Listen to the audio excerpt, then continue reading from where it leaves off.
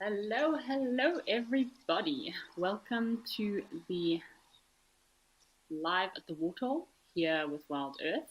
We are at Old Donyo in Kenya. My name is Kerry Dupree, everybody, and it is amazing to be able to be here with you and share this beautiful sight of these two big elephant bulls over at Old Donyo on a lovely cloudy day in Kenya. So just a reminder, folks, that this is a live and interactive experience. You can watch us on our app or on the website. Please don't forget to register and send through your questions. I've got some interesting topics for us to talk about today. So if you have any questions, comments, and of course, I'm going to be sending a few questions out there. So don't forget to send all your questions and comments through. You can join in the conversation or head over to Twitter, or now known as X, and use the hashtag to join us. What's going on with these two guys? They're testing each other out a little bit there.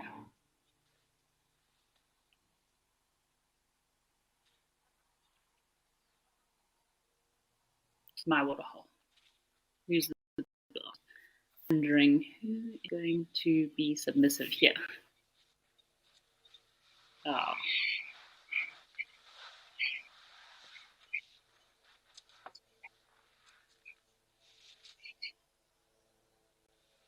When in doubt, it's always a good time to have a bit of a play time. Why not, boys? Mercedes Ben, thank you so much for sending through your greetings. Nice to meet you, and thank you so much for joining us on the show today on Hump Day Wednesday. I hope you all have had a fabulous week so far. The weather here in Joburg has been quite delightful, I must say. It's been between about 10, 14 degrees in the morning. We're sitting at about 20, 21 degrees at the moment. So not too cold. A little bit of wind here and there that makes you chilly. Definitely got the lucky zebra socks on and my long tights. Keep us warm. Oh, check with these guys. What's going on here? Jive Bunny, nice to have you back with us, Jive Bunny. Thanks for watching again. Jive Bunny is from the UK, so I'm very glad that you're with us today, Jive Bunny. I've got some good questions. I hope that you're going to send through some answers for me, Jive Bunny. And yes, isn't this an amazing sight at Old Donyo? These two big elephant bulls having a bit of a joust and jostle, just asserting their dominance a little bit.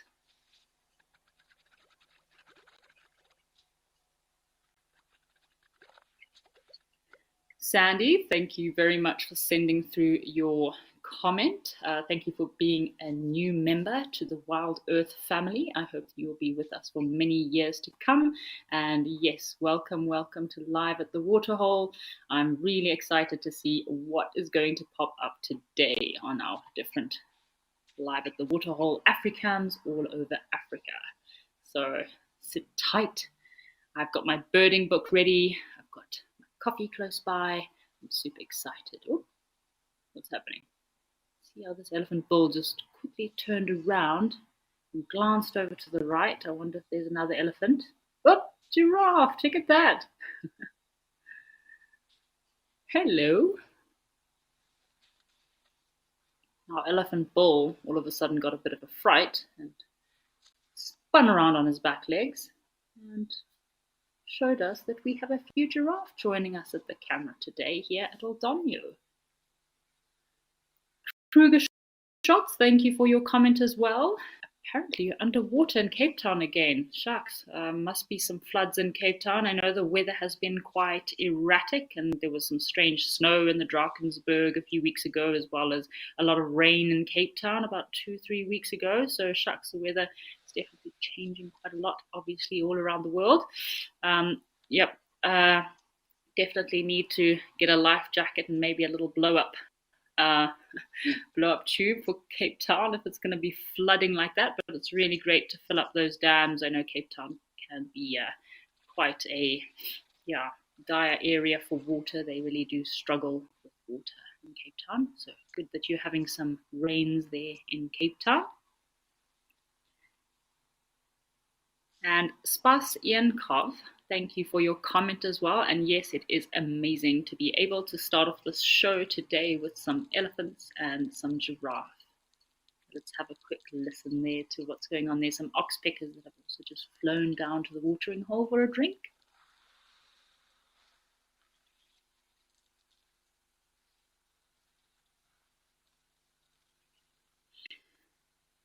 This elephant is having a nice drink. I know the elephants can be a little bit territorial of this pan. I have seen them chasing away zebra before and a few warthogs. Oh, what do we have there? Looks like probably some wattled starlings, or some female wattled starlings. They are quite a common bird to see in Kenya.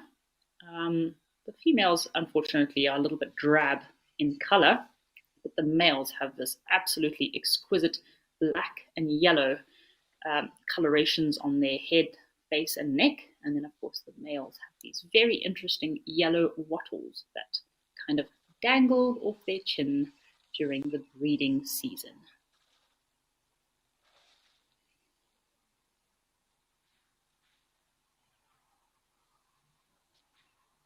Wow, Jive Bunny has just sent me through a comment that apparently they have seen caracal overnight on the Oldonyo Africam camera, which, wow, I must say, I've only ever seen caracal a few times, small handful of times, most of them being on camera traps.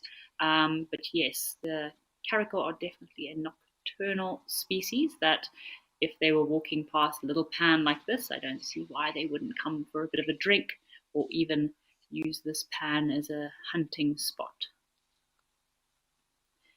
And so just to answer your question there, Jive Bunny, so caracals are mostly one of the crepuscular nocturnal species, so they would mostly be active at night, although I have seen a caracal roaming around during the day. So animals and wildlife do strange things every day. What's happening there? There's the water dripping out of his trunk there. Check at that prehensile tip to the end of the elephant's trunk, which is extremely dexterous. Look at that skin, very wrinkled. I think I'm going to need a serious skincare treatment for that skin to get it soft again. Your elephants do have very rough, wrinkled skin. See the toenail of the elephant there and giant foot of that elephant. You definitely need a pedicure on those feet, I must say. But if you're a guide, you definitely know if you've spent too much time in the bush, our skin sometimes does look like that if you've run out of your surprising rations. Elephant leg, trying to get in focus there. Just give you a better idea on how fascinating this elephant's skin is. Very thick, but even though it's super thick, the skin of the elephant is still very sensitive. Got the gland on the side of their head there, their temporal gland. Look at those elephant eyes.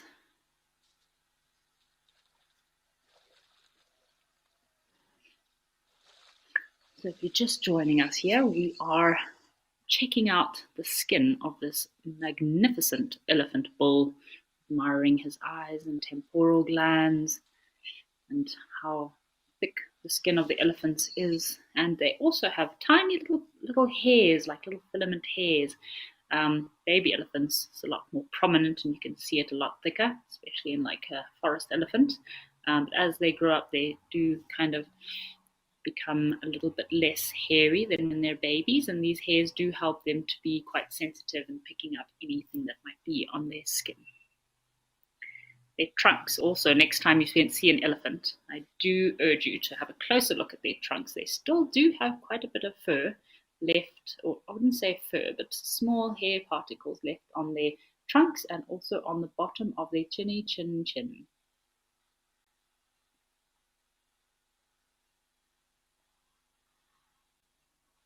Yep. So our giraffes come to say hello.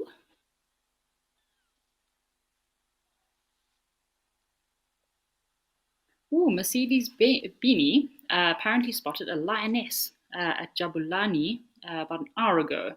So we will definitely keep that in mind. Thank you, Jabulani, our directors today. We've been joined by Nadine, so I'm sure she's going to keep a very close eye on Jabulani and see if we can see anything.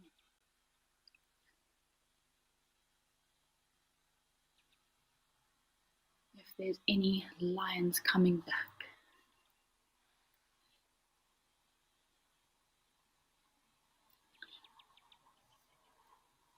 Nice. So I'm just getting an update from Nadine. Apparently at Jabulani there was also a leopard on one of the dam cams, which is pretty cool to see, especially during the day, I must say. So I have spent quite a lot of time working with trail cams out in the bush, and I mean it's quite common in some areas to get leopards at night, but during the day it's also pretty awesome. So nice sighting there, and thank you for reporting that lioness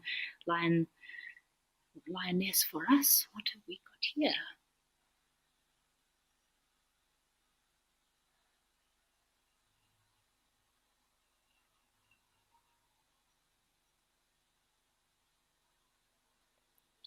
Elephant is dusting himself. So birds as well as elephants will actually dust themselves in order to remove parasites, kind of cool their skin down as well. Zebra, I love watching zebra, of course. They roll in the dust and cause quite a commotion. Oh, we've got a giraffe there. And the Nutty Professor, thank you for sending through your comment about your favorite bird being the white-tailed sea eagle. I will have to Google that one. I'm not really familiar with that. And you asked which is my favorite bird of prey. Bird of prey, I would have to go with a martial eagle, just because it's one of the easiest birds of prey to identify. And also, I love those white pajama pants that they have. Looks like their underbelly and their legs are kind of look like they're wearing these white pajama pants with black little spots. So always easier to identify, as well as the brown snake eagle. That would have to be another one of my favorite birds of prey. So Eldonyo, the camera that we have here at Eldonyo is actually located in the heart of the Chulu Hills between Kenya's Tsavo and Amboseli National Park. The female giraffe has got a nice little stream of slobber blowing in the wind there.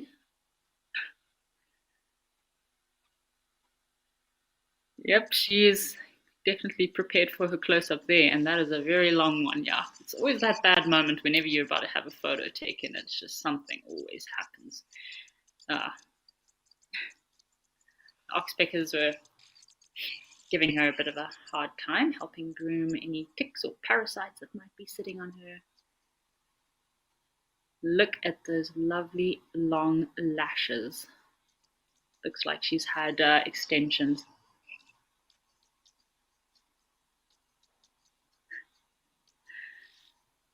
You can hear the oxpeckers calling in the background. And there the slobber goes again.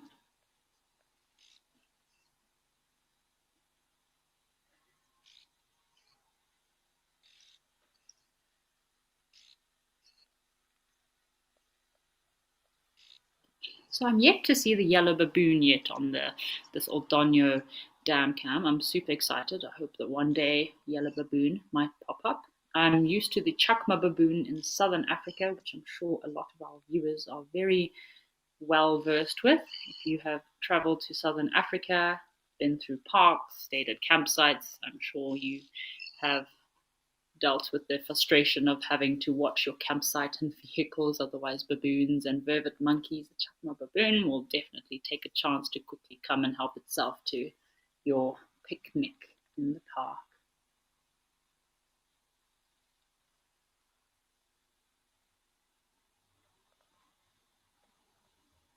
So Oldonyo is also home to some of the big tuskers that we have here in Africa, and one of them is called Wonton. I also am yet to see him yet on the Oldonyo cameras. I've seen photos of him, but I would love to actually see him live one day on the African cameras.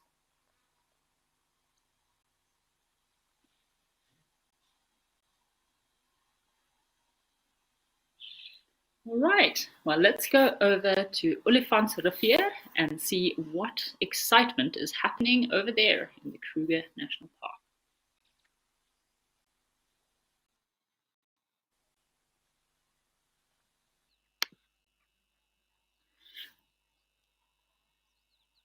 So welcome to Olifantsrivier, everybody, or the Elephant's River, and we have a male bushbuck here, beautiful male bushbuck. Apparently, there was a fight that just broke out, so I'm going to keep quiet for a moment, and we'll see if we can listen if the other male is still around.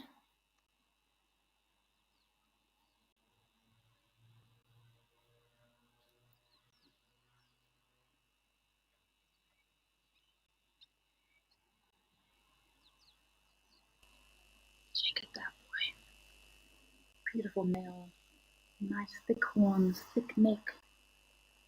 Males become very black and spotty and dotty underneath on their bellies.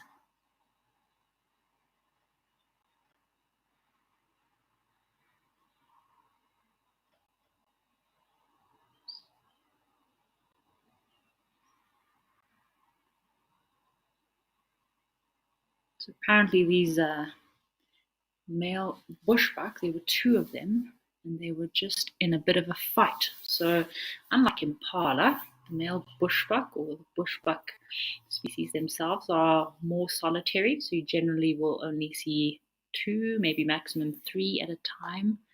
Generally a male, solitary male or solitary female with a baby. And then at times you can also see if they're breeding a male and female together. So to see two males, it could mean that they were possibly fighting for the affection of a female.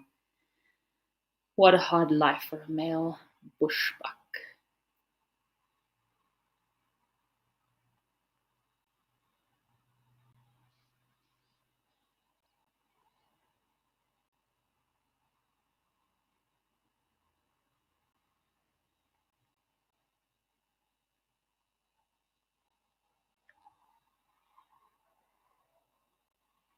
So he is looking around for whatever he can find. It's a shame. We are in the heart of our dry season here in southern Africa. You can see it is very dry. A lot of the grass is kind of, not looking too healthy. Most of the trees have lost their leaves, which doesn't necessarily mean they are dead. They just shed their leaves during the dry season. And as soon as the rains come, so does a flush of lush green vegetation. So yeah, this bushbuck will be looking around to see if he can find anything to eat. So bushbuck are generally always situated near any kind of waterhole, river, stream, any thick kind of vegetation. They are an indicator species, so if there's not enough vegetation, bushbuck will not be in an area. So yeah, they're kind of a direct species that's impacted by elephant impact. So if elephants have impacted an area too much and removed a lot of the brush and vegetation, bushbuck will kind of have to move into different areas.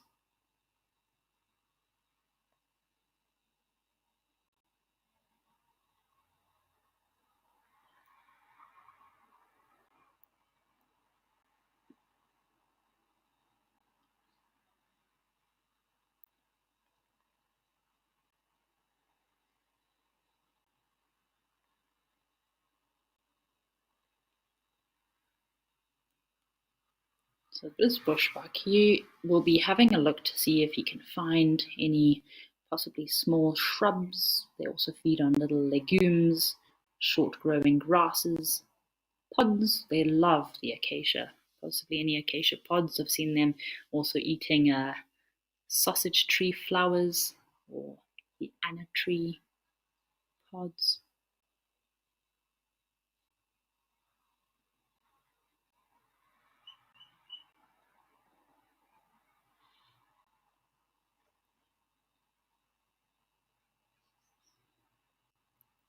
So we are really enjoying the sighting of this beautiful male bushbuck. So you can tell this is a male because the sexual dimorphism between the male and female is quite quite a big difference within this species. So bushbuck males generally always have horns. Females don't have horns.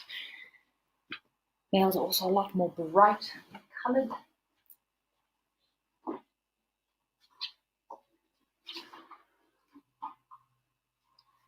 Females have this burgundy color and, of course, are lacking in black. So the males will be quite black in color on their underparts, and also have quite a lot more variation in their lines on their bodies.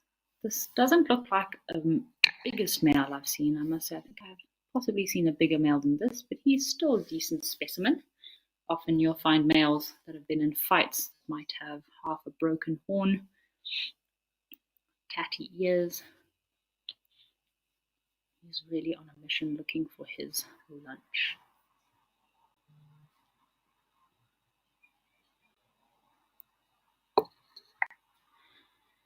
So Spouse Ian Cove is asking for what bushbuck are an indicator species for. So like I said, bushbuck are a very good indicator species of an environment and if it is thick enough. So if an environment has been impacted, so say an ecosystem has possibly been impacted too much by elephants, breaking down the trees and clearing all these thick areas out, bushbuck are no longer able to reside in these areas anymore. So they'll have to move to other areas where there's thicker vegetation. So like, for example, impala, you can see impala in open plains at times, moving between one pan to the other, open grassland. But bushbuck are strictly limited to thick, overgrown areas, generally always associated with water.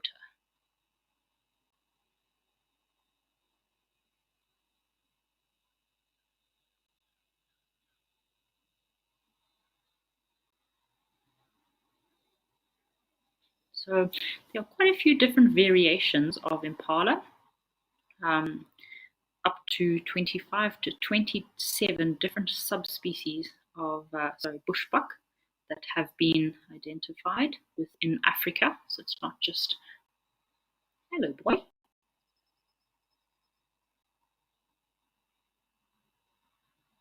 He's seen something.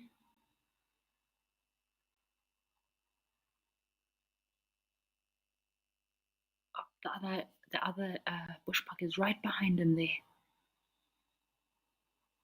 Maybe there was a truce to their fight and they decided to live in harmony. See him just behind this bushbuck. You can just see his bottom and tail sticking out of the tree, blending in very well.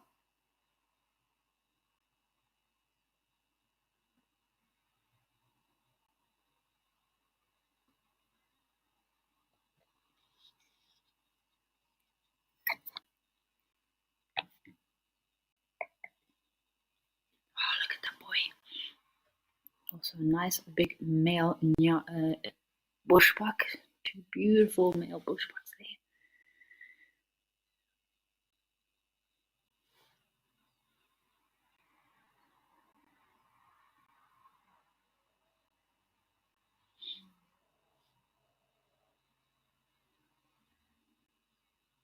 So what looks like possibly happened here is these two obviously were having a bit of a scrap.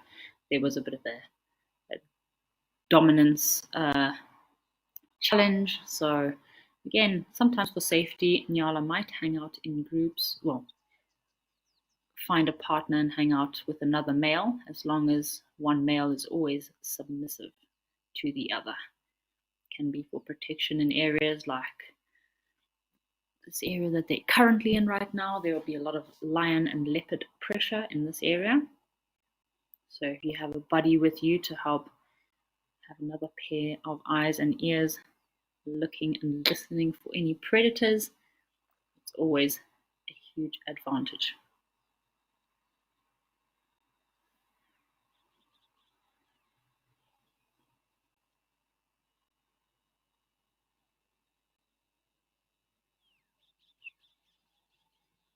It is definitely really lovely to see these bushbuck.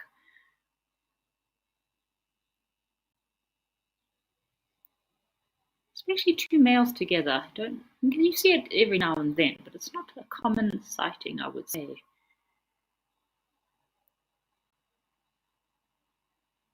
Look how fluffy they are. They definitely have their winter coats.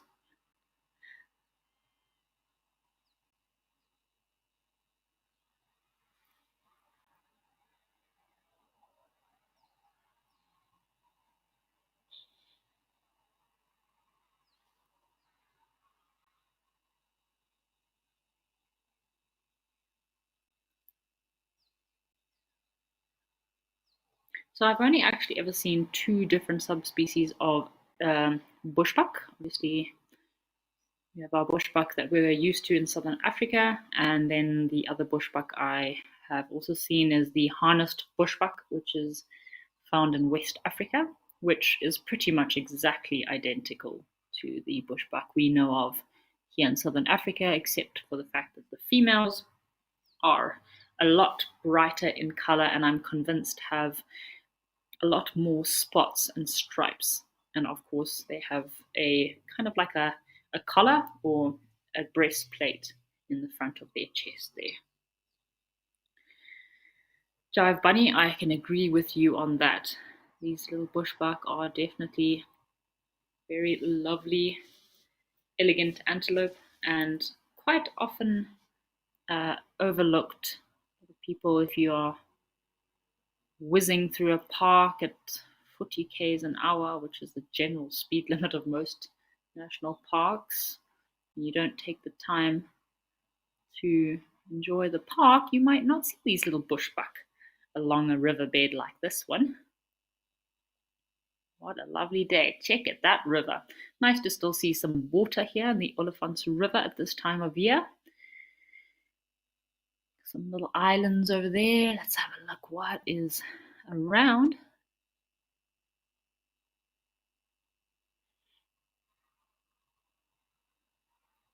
This wouldn't be a bad view to wake up to in the morning, I must say. Oh, we've got something on the other side of the river there. Could be some warthogs that have come down for a drink. What do we have there?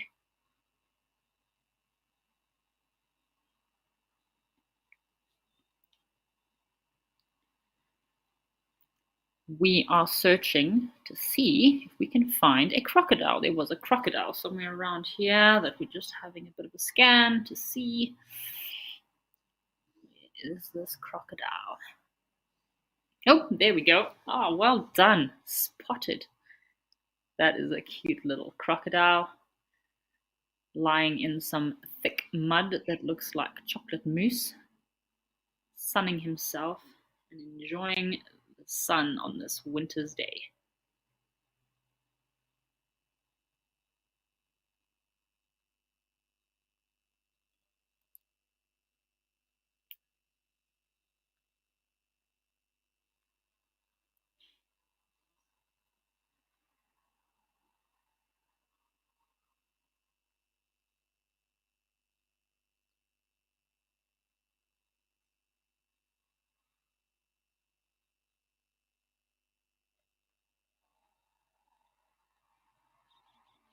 So this little crocodile looked like he could possibly have been from last season.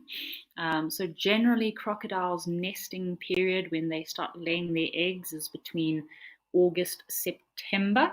The incubation period of these crocodiles is generally 90 days that the eggs need while buried under the ground in order to hatch. So what will happen is the big mother crocodile, she will find herself a nice sandy bank somewhere to dig a hole, lay her eggs, and then for the duration of the 90 days, she will then protect her little crocodile eggs from predators, which could be anything from other crocodiles, monitor lizards. Oh, monitor lizards are the worst. Any water source, monitor lizards love eating and feeding on any kind of eggs they can get their claws on. So yeah, the mother crocodile, she will be very protective during this time, chasing away any intruders and invaders. And once the baby crocodiles then hatch, obviously the sex of a crocodile is determined by the temperature of the nest that's within the nest. So the mother will often come up onto a nest and lie over the top of the nest in order to kind of give some of her body heat into the soil. Then once the baby crocodiles hatch, they make the most adorable little sound, which I'm going to demonstrate for you right now. So it's quite an easy sound to make, and it is very cute. So it goes like, ah, ah, ah, ah, ah, ah, ah. Once they make the sound, the mother crocodile comes over and she starts to dig up the babies that are hatching, and then she actually puts them in her mouth and introduces them back into the water, where they now have to fight for their lives for the first 6 to 8 months, because everything likes to eat a little baby crocodile.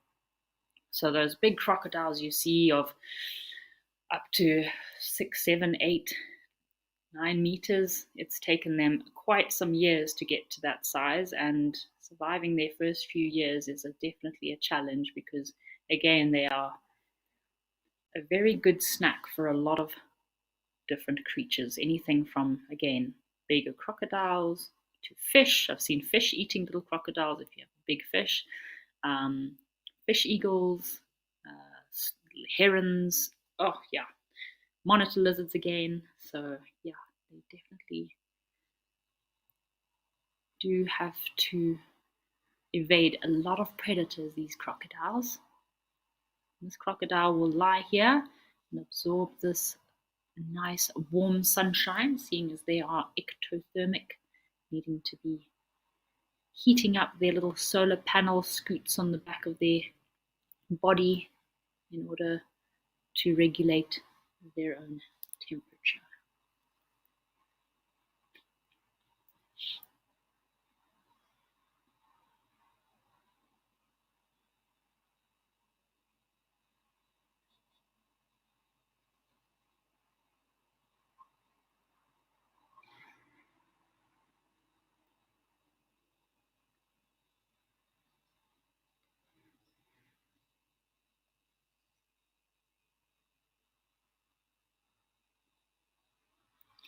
So Joanne Mello is also sending through a comment that she likes little crocodiles. So I'm glad that we have some crocodile fans out here. I know they're not the most beautiful of creatures, but you do have to give them all the respect that is due. They are some of the oldest living creatures on the earth, and evolved and have lived and survived many a millennia through many different kinds of environments.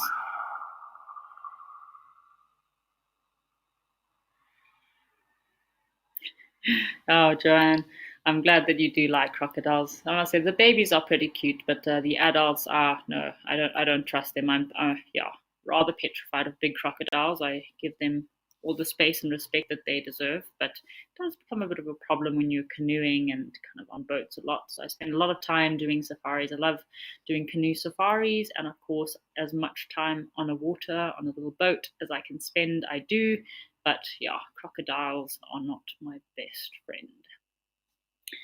In Congo, we had what is called the slender snouted crocodile. So in West Africa, we actually have two different species of crocodile, the dwarf crocodile and the slender snouted crocodile.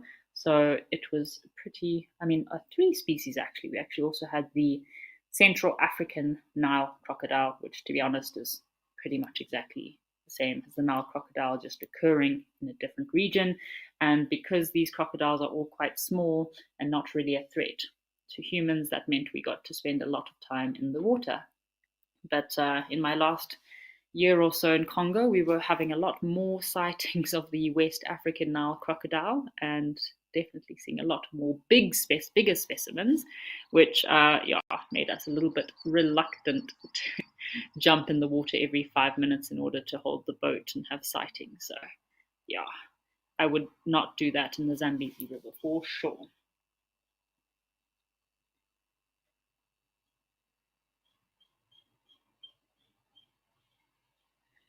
Dive bunny, yes, definitely it is. I am trying to channel my inner crocodile. I didn't think a crocodile. I think a crocodile could be a very good spirit animal, jive bunny, don't you? Yeah, definitely patience and resilience I think those are the two main character traits I could take from a crocodile being a spirit animal. I don't think I would do very well though, Jive Bunny. I don't do well with patience. It's not one of my strengths.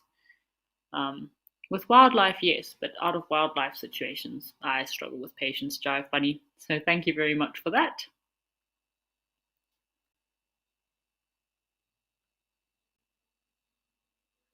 So, Spas Yanking, sorry, I really struggle to say your second name, Spas. I'm just going to refer to you as Spas. No, I actually haven't seen a female crocodile moving her chicks. And actually, we were talking about it the other day. Before the babies are even hatched, the male will actually have quite an interesting, or males have quite an interesting mating display. If you just go and search it up on Google, that actually what the males do is they swim through the water with their head on the top and their tail sticking out, and they use vibrations in their body to actually make the water do a bit of a dance, and all this water starts actually splashing all over the place. It's really interesting. Like I've never seen it. I've only ever seen it on documentaries, but it's a display that they do just to attract the female and also just before mating. So that's pretty cool. So that is something from crocodiles I've never seen before. And then of course I have been witness to a few times to angry mother crocodiles looking after their nests on islands. A few times I was on maybe a canoe safari on the Zambezi, and yeah, had a female crocodile on a few banks. We had to keep a very close eye on because yeah, generally you'll find how you can tell if there's a nest on an island is the mother never goes too far from that spot. So you'll see she will spend a lot more time out of the water guarding her nest.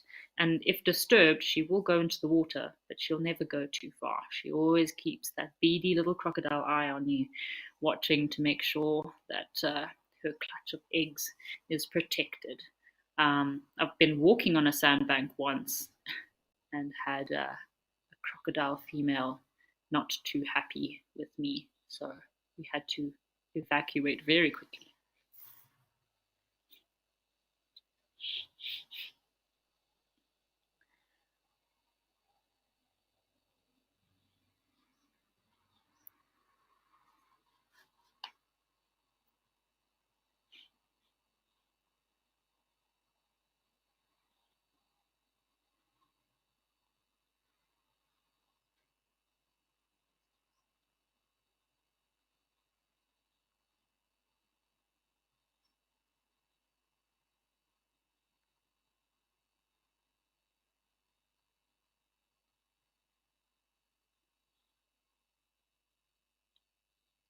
So we do have some activity, it looks like, in Ordonio, also Tosha. So in a moment or two, we might head over there and see what else is out there.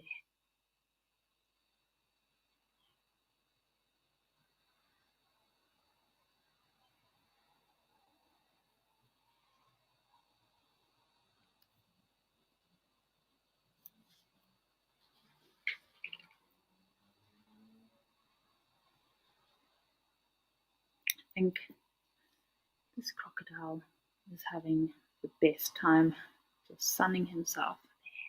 Looks like there's a bit of a breeze too.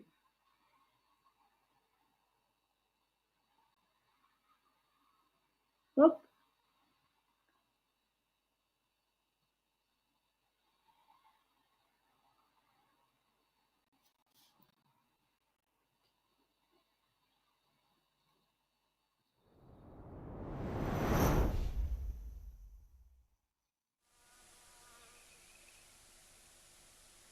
Awesome. So welcome to Tosha here. We have a herd of wildebeest standing in the shade of an acacia tree, as well as a few springbuck. Also just standing around, enjoying the sunny day. It is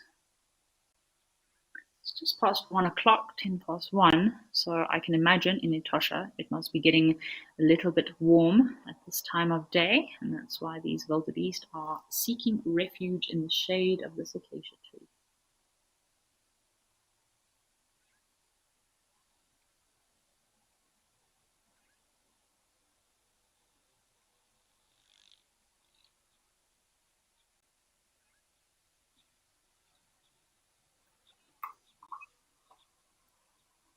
Again, it looks pretty dry in Etosha. I was actually in Etosha about 2 months ago, and we had some really incredible sightings.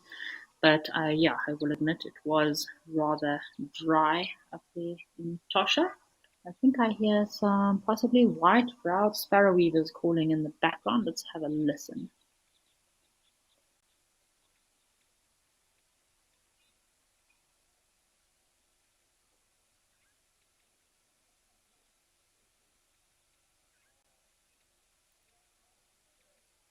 So, Mindy, thank you very much for your comment. It is Kerry Dupree here. I am with you on the Afrikaans today.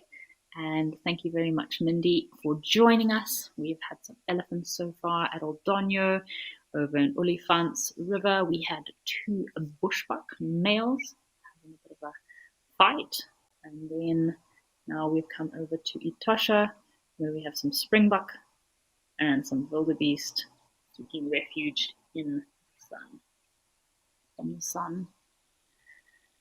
Again, it is dry season. Etosha was pretty dry a few months ago, so it must be really dry right now. The wildlife in Etosha must be really resilient because, my goodness, they have to cover quite some mileage in order to get to a watering hole or water, find any food to eat.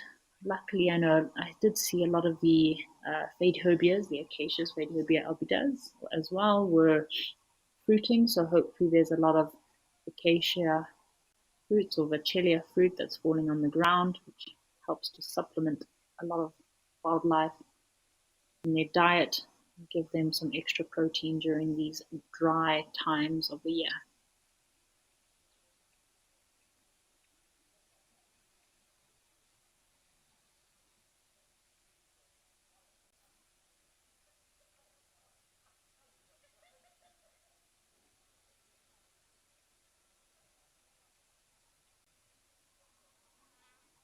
Cool, we have some crocodile activity. Seems like we're having a lot of luck with reptiles today. So let's head over and see what's happening with our crocodile.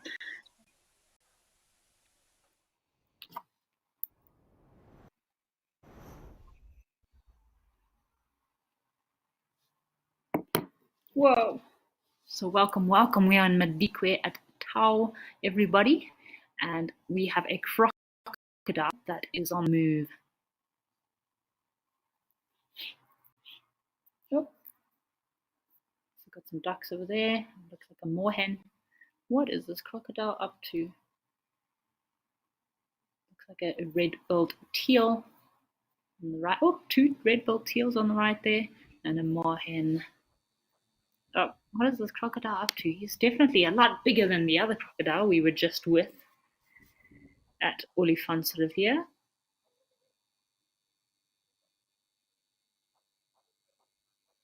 Shame. In a lot of places at this time of year, I've also seen it in Zimbabwe when all the watering holes start to dry up a lot. You get all these muddy patches where the crocodiles get stuck in the mud there and have to make sure that they move around enough as the water all starts to dry up.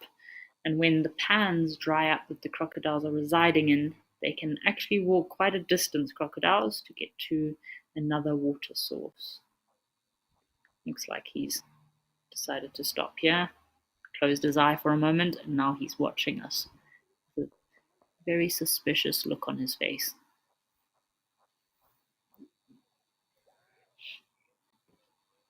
Rather beautiful colorations of this crocodile too. So we were talking about crocodiles earlier, and the crocodile we saw just moments ago was, yeah, probably, I wouldn't say more than a year old, probably from last year's hatching, or from August, September, so almost getting to a year. Whereas this crocodile is a lot bigger. I would say this crocodile is probably easily over 20, 30 years old.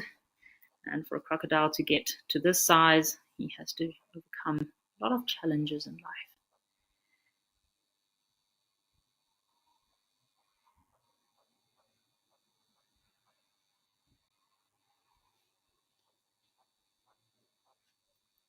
Oh, look at him dredging through the mud there.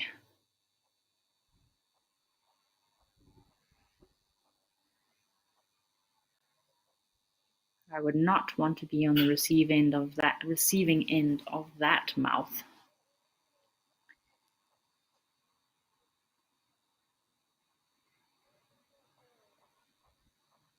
Crocodiles have an immensely powerful biting force, and their first response once they grab onto the prey of their victim is to do what is known as the death roll.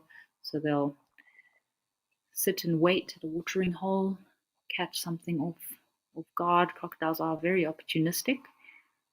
Catch something off guard. Once they have gotten a good hold on, will do the death roll in order to either one, rip off what they can, or just try and take their prey underwater as quickly as possible to drown their prey.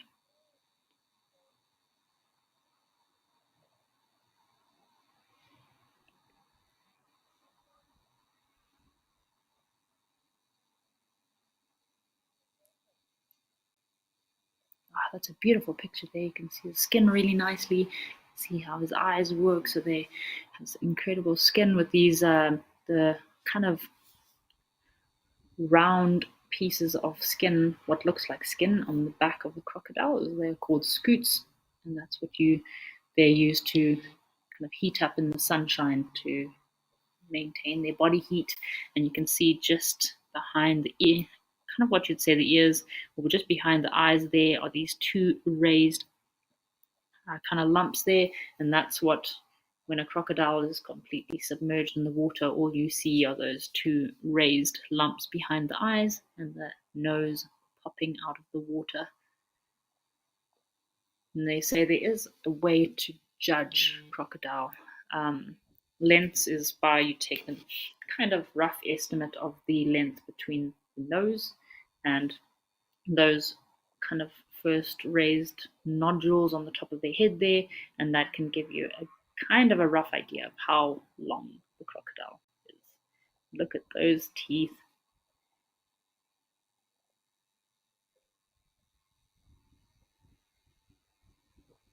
So Spas is asking about the slender-snouted crocodile.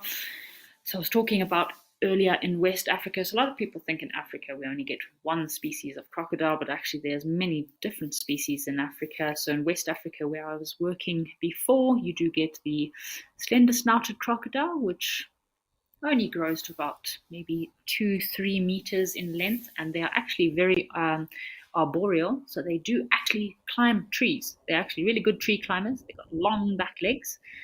So that was one of the more common species of crocodile we got, which we managed to kind of tame down quite a lot in my time there.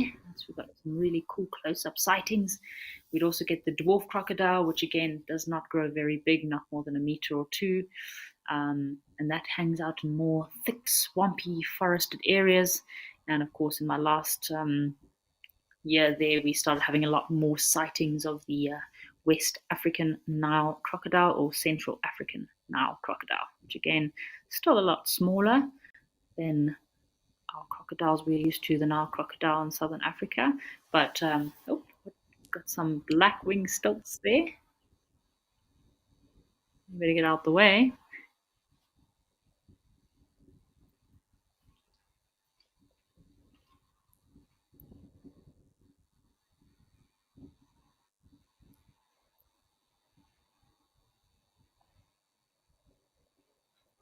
Shame, this crocodile, he seems like he's on a mission to find a nice bank to rest up on.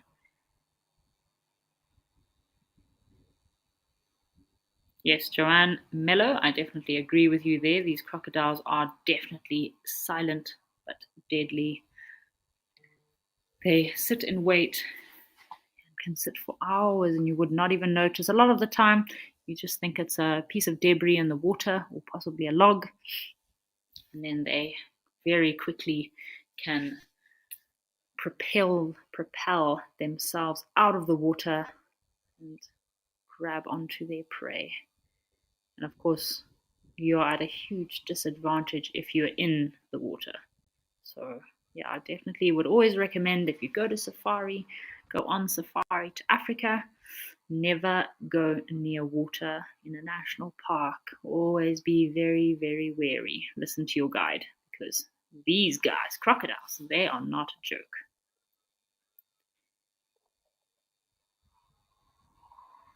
So obviously, spouse was asking the difference. So yeah, besides obviously the huge size difference, the slender snouted crocodile, if you have a quick Google, actually has a lot more of a slender, long, thin snout. So it's actually, if you get bitten by a slender snouted crocodile, you must have been doing something rather ridiculous, I must say, because they don't have much biting power, those slender snouted crocodiles. Look, there's an Egyptian goose. And of course, they have very narrow, long, thin snouts. So their prey is more targeted towards smaller fish, small amphibians, maybe small birds. But otherwise, they, I've got our teals again. Humans are not on their prey species list. And it would be it's impossible for a slender snouted crocodile to even try to swallow you in actual fact. So yeah, they're not nearly as deadly. Obviously, their habitat and terrain is a lot more different, a lot of really thick forested areas, which is why you don't get many Nile crocodiles up there, because there's not enough banks. The rivers are quite small. I think also, obviously, it would be difficult for them to maintain their uh, weight as well, seeing as a lot of the food would be a lot different in West Africa. But yes, jive bunny, tree climbing crocodiles. We are not safe from wildlife anywhere, even in a tree, especially when a crocodile can climb a tree. And what's pretty epic, I must say, about these slender snouted crocodiles is they're very afraid of humans, very skittish. If you're coming down the river, often we'd be kind of floating down the river in the Congo, and you see a slender snouted crocodile, and no matter how high they are out of the water, maybe may it be 1 to 2 meters in a tree overhanging the water, they'll actually drop straight off of that branch down into the water. So normally that's all you see is these little crocodile legs and this tail flopping, and then a splash in the water. So yeah, that my first 5, 6 slender snouted crocodiles was literally just a glimpse of some little funny creature falling out of the trees and splashing into the water. This crocodile is really missioning to find a nice, perfect, sunny spot.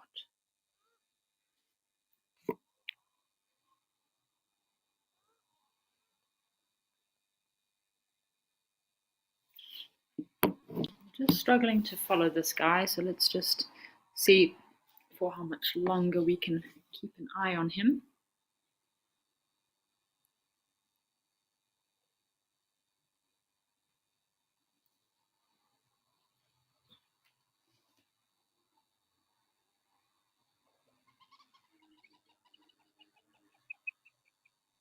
What's happening there? Shame, he's really trying to get himself into a perfect little spot, but the water's becoming less and less.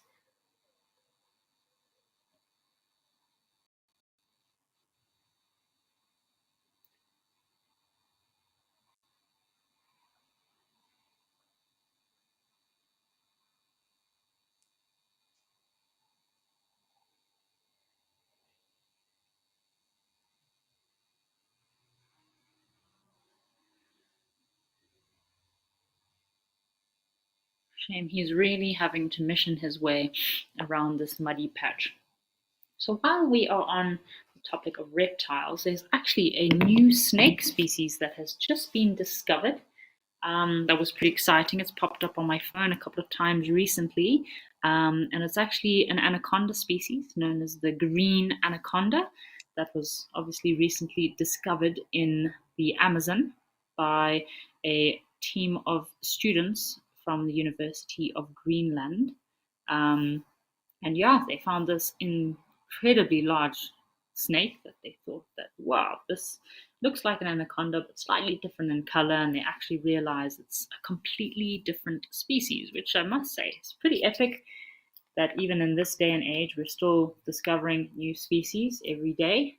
And this snake, this green anaconda, is apparently the first specimen that they have found has measured from 10 to 15 feet. That's about 4 to 5 meters. So in comparison to like an African rock python or the anaconda is normally, yeah, it's about 5 feet bigger, or at least 2 to 3 meters longer, sorry, than the new discovered green anaconda, which I must say is pretty epic. That is a big snake. Yeah, I would not want to get mixed up or muddled up with that snake. So yeah, so we're looking at the green anaconda is looking at about 20 feet, whereas your anaconda and your python is about 10 to 15 feet, or 5 to 6 meters being the green anaconda, and your African rock pythons are only measuring maybe 3 to 4 meters, so that's quite a big size difference. That's something rather exciting in the kind of wildlife industry that has just popped up. Apparently, they diverged or actually separated from the anaconda about 10 million years ago, and it was discovered by accident.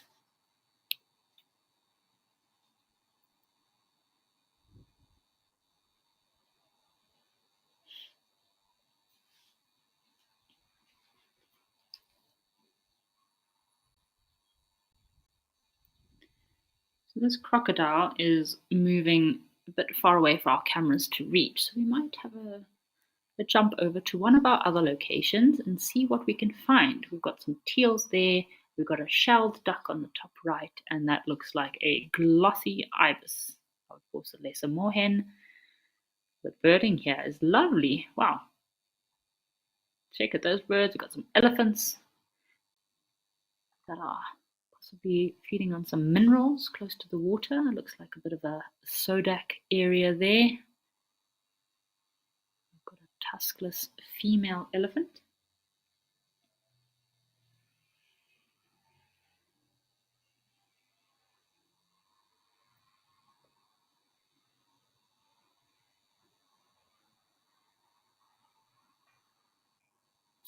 So these elephants maybe have already come from the watering hole. They've had a drink. I'm surprised maybe it's not hot enough for them to have a mud wallow yet. And once they have had a nice drink, they obviously have gone to replenish their body of minerals. Looks like a great white egret down here on the left in the water. What else do we have out there?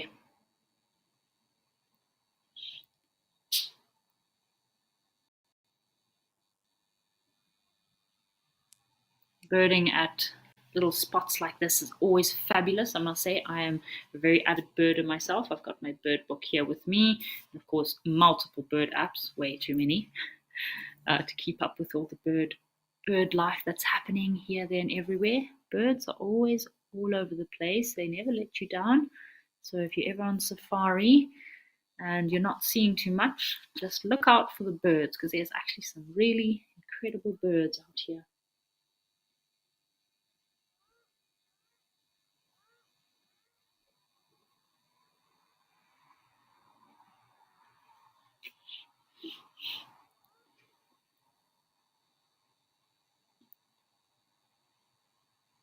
And then sitting there having a little bit of a preen, we have two red-billed teals enjoying the sunshine.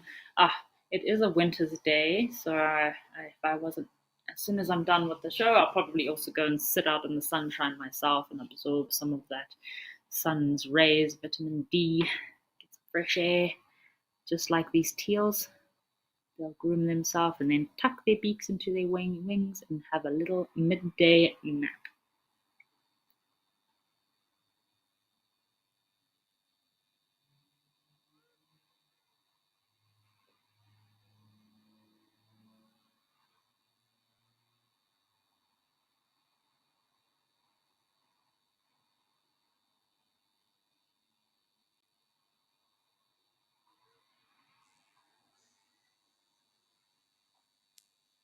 What a lovely way to spend your Wednesday.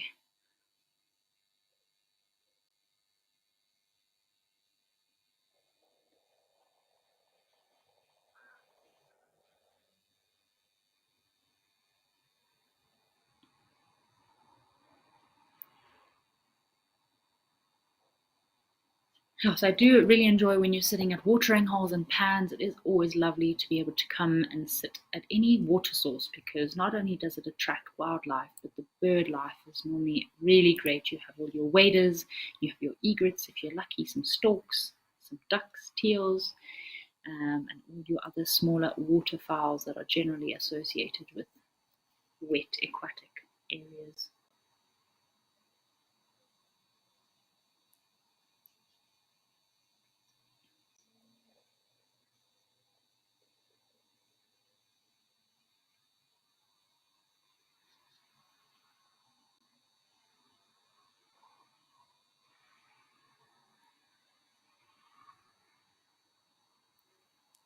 So another little interesting wildlife fact for the day. So yeah, I was always interested in any new wildlife kind of observations, and recently there's a new video of the Cross River gorilla. So some footage of the Cross River gorilla has recently been captured by the WCS camera traps or trail cams over in Nigeria. I don't know if we have any gorilla fans with us today, but obviously I'm a huge gorilla fan.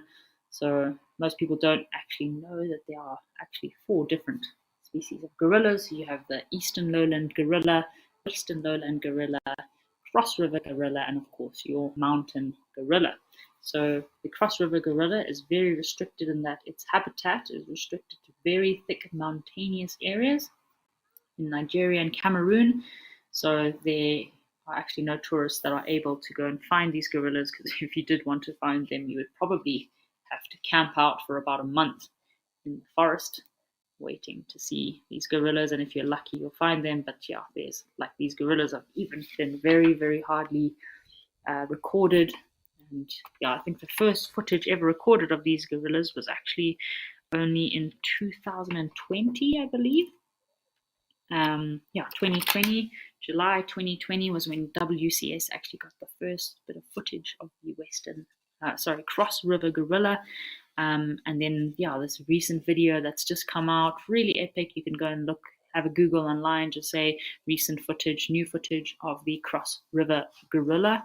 Or I've got it on my Instagram as well that I've just shared recently. It's really, really amazing. You can see there's a few females with babies and a huge silverback walking across this camera along the side of a river in Nigeria. And yeah, it's really great to see that the populations of Cross River gorillas are doing really well at the moment. They are recovering and breeding. Always good to see babies. So from the gorilla kind of front of things in the world, things are definitely looking up, and it's thanks to organizations like WCS and all these NGOs that help to protect these areas and look after some of our very special protected species.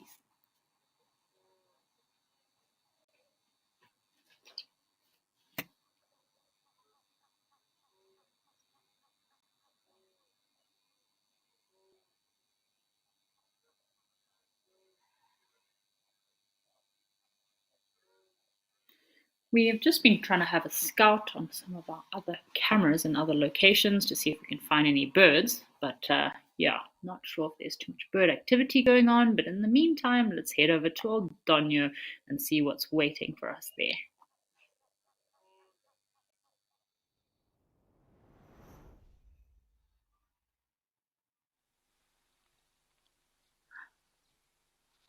Welcome back to Old Donyo, everybody. We have a beautiful male eland here having a lovely drink.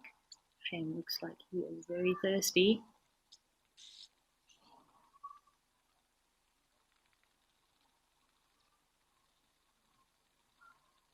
His oxpeckers are giving him a nice groom in his ear, helping remove any of the ticks that might be bothering him. Shame, that must be rather frustrating after a while. Look at all those oxpeckers. Some starlings down there too that are always lovely to see in the bush. They bring a ray of sunshine, a bright shining light. Starlings are actually quite dark in color. It's an iridescence that's in their wing and their feathers that actually reflect the sunshine. So if you see a starling in the shade, they actually look completely black. Only when they go into the sunshine does the iridescence reflect in their feathers.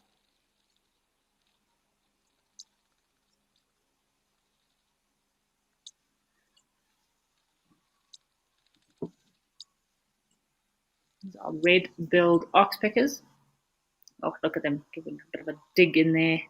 It's got some elbow hair there that oxpecker is combing through, looking to see what he can find in there. Any parasites, any ticks, any little things he can eat. Also have some wattled starlings on the other side of the dam there. Female wattled starlings.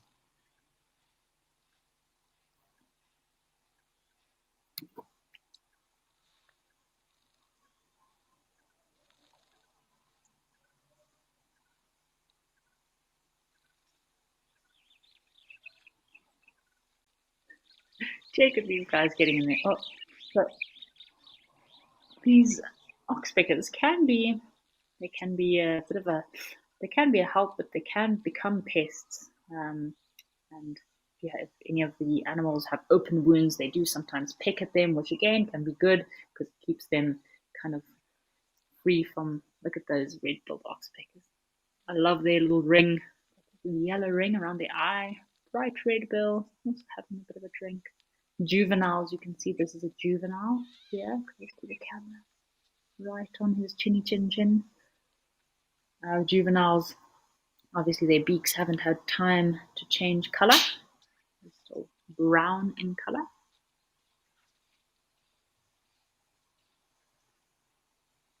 The jive bunny, yes, Africa definitely does have quite an array of antelope species to share with us. You can see this eland actually has a bit of a crest on the front of his nose there. You can see that black hair,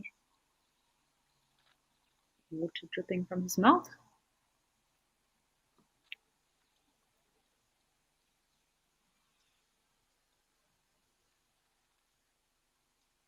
Oh, there's two eland there. Nice, two big balls. Looks like a lot of flies are bothering them at the moment. This would be two beautiful male eland. You can see a lot of flies around. Nice big males. You can see the difference. Males and females both have horns in the eland species, but the males are obviously a lot thicker in their necks, and their horns are obviously a lot thicker in size. So big female eland is probably weighing anywhere from about 300 to 500 kilograms, whereas a big male like these two males that we've just been looking at are probably anything between about 500 to 900 kilograms, so almost 1 ton. Isn't that crazy for the big males? Really crazy. But looks like we've got, could be like a little sparrow there. A common sparrow. I'm just having a scout for any birds that are around. Probably looking for some little insects or some seeds to feed on. It's lunchtime. I don't know if anyone else is getting hungry, but yep, this is the hour of lunch. I'm sure this bird will also be hungry. It's also a great time when on safari. I know it might be the hottest time of the day, but it's a great time to go and pull into a watering hole and just sit and watch. It might be hot, you might not have that much activity, but everything has to drink at some stage, and patience is a virtue. You never know what's going to pop by, and sometimes you'll be surprised, and then best of all, you'll probably be the only ones because everyone else is in such a hurry to drive around all the time while on safari. But sometimes it pays off just sitting down for a few hours or a day at one pan, and you'll be amazed with what comes out.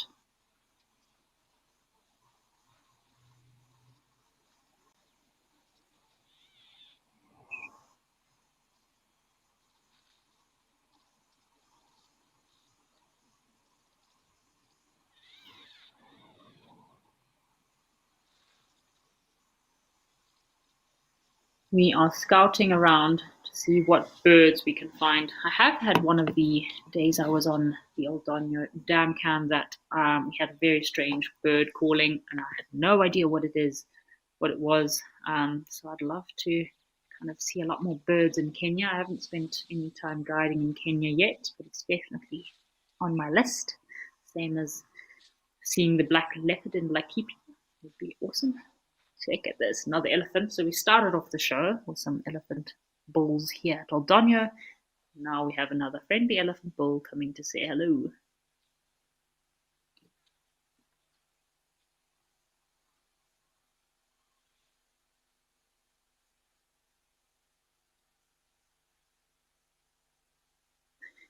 So he's standing next to the hide there, maybe getting some shade.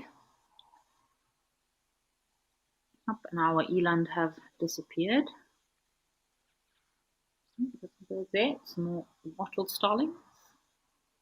The wattled starlings will often hang out with other starling species in order to kind of,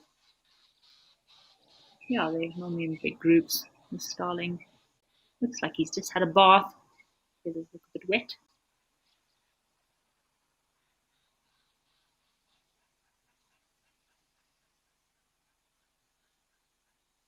Oh, he's enjoying the sunshine. Looks like he wants to try and dry his. There's probably a female wattled starling trying to dry her feathers off there after having a nice bath. We all know those winter showers or winter baths can be rather cold when you get out. So nice to go and stand in the sun and warm up a bit.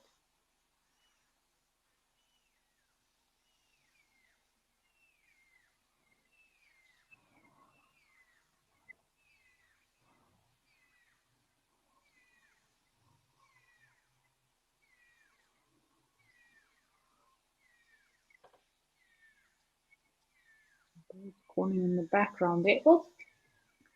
So birds will often go down to the water, have a. Oh, we've got it looks like a buffalo weaver. Buffalo weaver.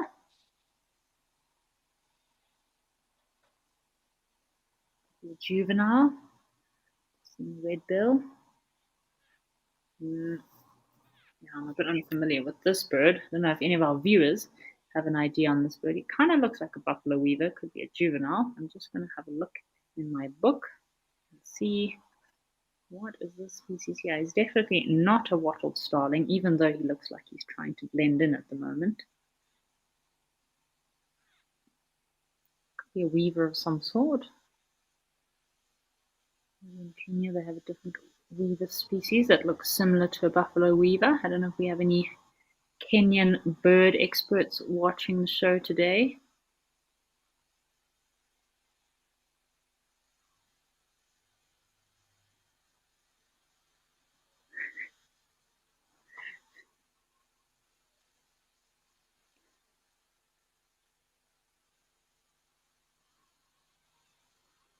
Thank you very much, Nadine. Nadine says it is not a dove, which I think is 100% correct.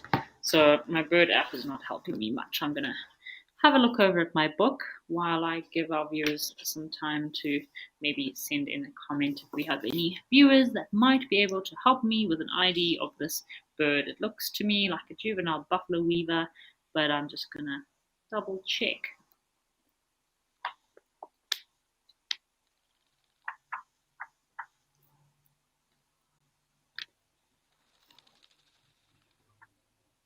Oh dear, looks like birds might have been disturbed by something.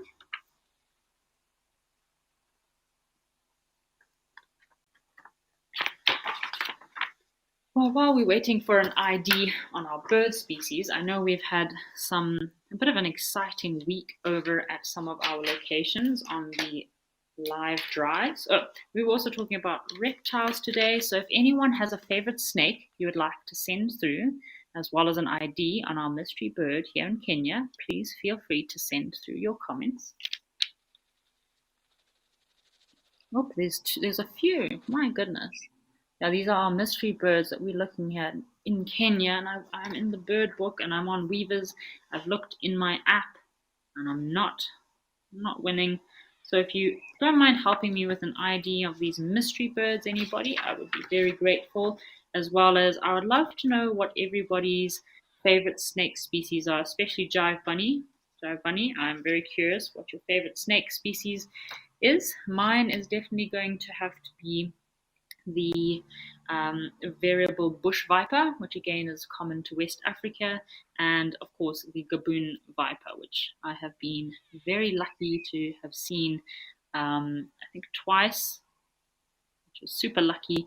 The Gabon viper and the West African variable bush viper, which to me I had no idea what it was when I first saw it. It was bright yellow, shockingly yellow, and looked like a dragon snake. So I literally Googled.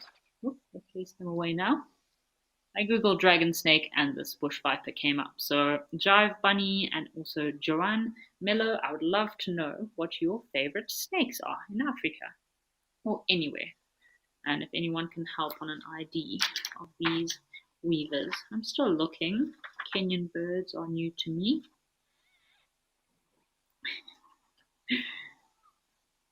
It's probably something very, very common, like could be maybe red-billed quelea, but I think they looked a little bit too big for quelea. While we're looking for our bird, let's see what else is out there.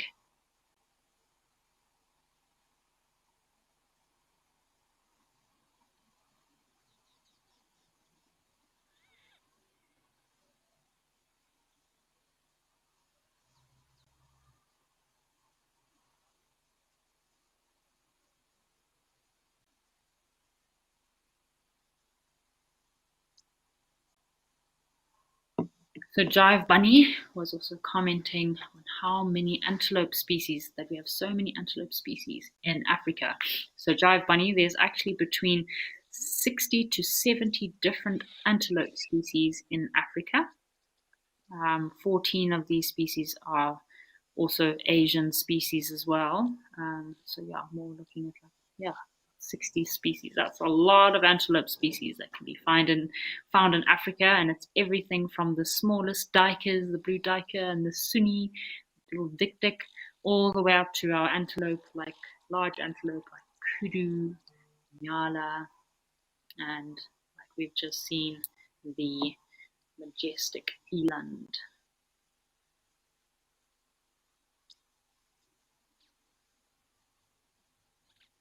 So, Joanne Mello, I'm noticing a bit of a trend here. It seems like your favorite snake is the black mamba. So, looks like Joanne Mello, but you like definitely more interested in the more dangerous and deadly animals.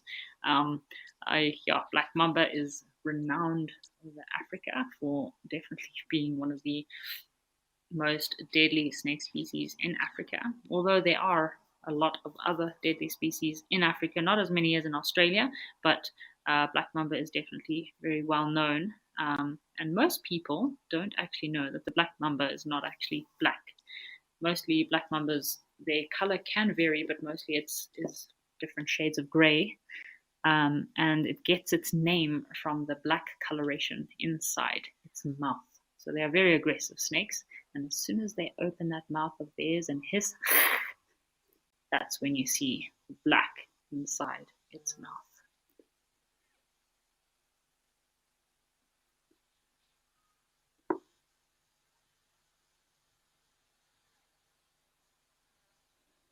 So we're getting some comments, some snake comments through. I sent out a question asking if everyone can send through their favorite snakes. And yeah, Jive Bunny said he really liked the boa constrictor.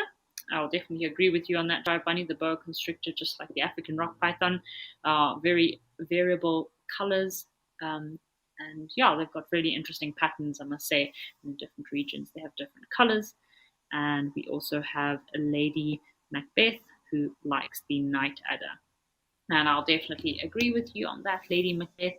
I do love the night adder too. Again, just like with the puff adders, I have noticed a lot of snakes in different regions can have slightly different variations in colors. Like I've seen puff adders that are almost dark and brown in color. I've seen some puff adders that are almost golden in color. So yeah, they do vary from range to range.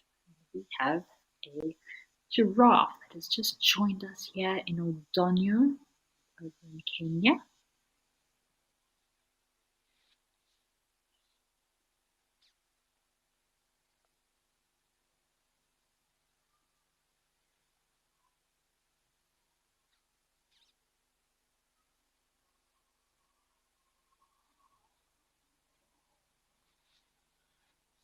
So Mercedes Ben is telling a story about when they were young and found a garter snake um, and kept him as a pet.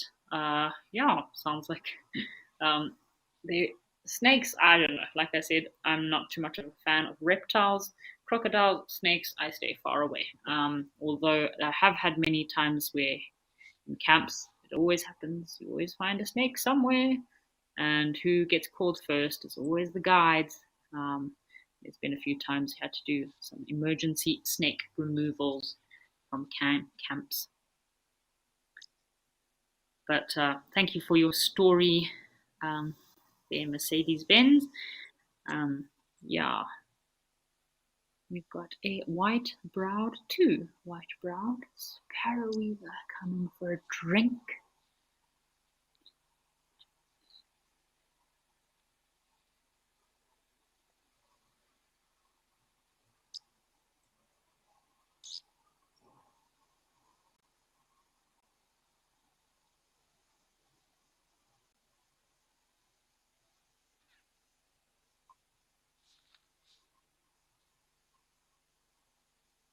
We've been quite busy today over at Aldonio. It's been quite a lot of activity here. We had lots of interesting birds, usual starlings, wattled starlings, white-browed sparrow weaver. I think I saw a ring-necked dove just now. And we have had some elephant activity, we've had some giraffe, and nice to see two big, beautiful male eland. Maybe they'll come back soon.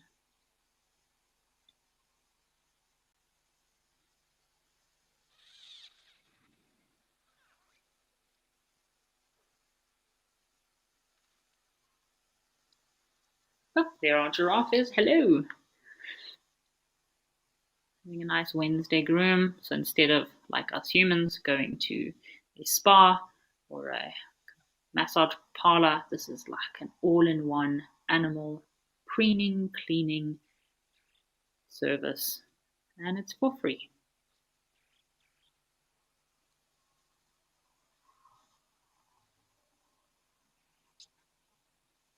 See how these birds very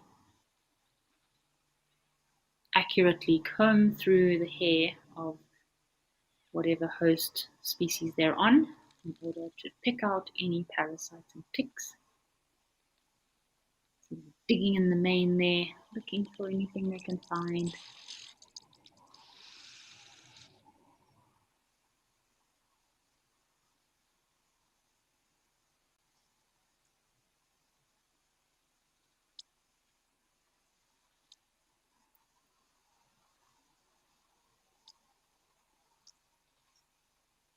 So the kind of behavior that these ox pickers will use is hematophagy, which is meaning kind of the feeding on or feeding of blood. Hematophagy, which is what these ox pickers will be feeding on, is they're mostly looking for the blood that's inside the ticks that they'll be feeding on.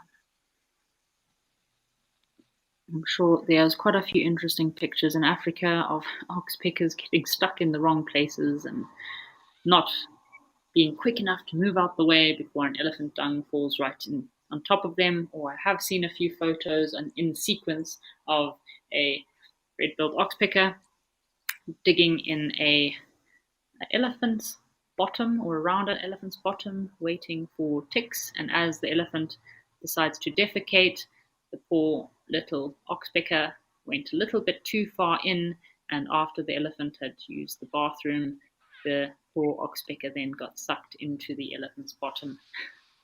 And I'm sure he had a hard time trying to get out of there. So yeah, they definitely have to be careful where they go picking and prodding. Don't want to get stuck in an elephant's bottom.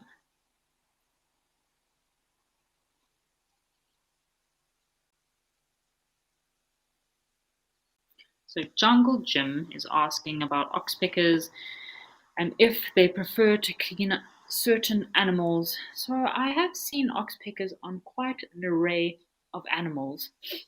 Jungle Jim, everything from mostly mammals with fur, I feel like they prefer. Like I haven't seen too many oxpeckers on elephants, although I have seen lots of oxpeckers, of course, on giraffe, impala, black rhino, white rhino, warthogs. So yeah, any kind of mammal that might harbor a parasite would be a very good host species for these oxpeckers. Red-billed Ox pecker. Oh, and this giraffe is having the best time. We had might be the same female that we had earlier that was having a lovely drool while she was having her close up, so that was quite entertaining, I must say.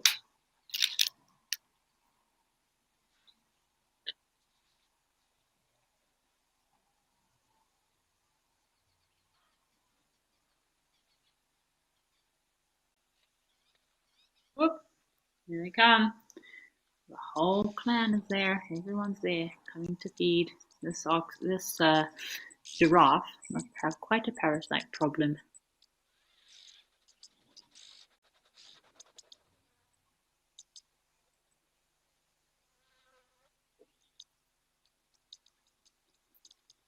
I must say, the weather does look quite lovely in Aldonio. I would love to be in Aldonio right now. It's one of those days in the bush, it looks like. It's not too hot, not too cold, nice and overcast, lots of clouds.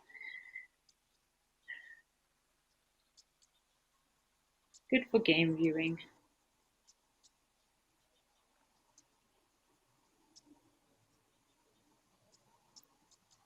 Looks like a female giraffe because of the small size of her ossicones, also very fluffy.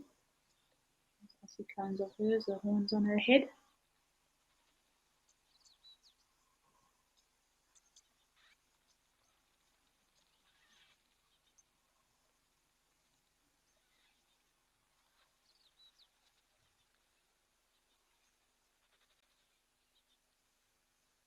I think she's deciding, obviously, she didn't have enough to drink.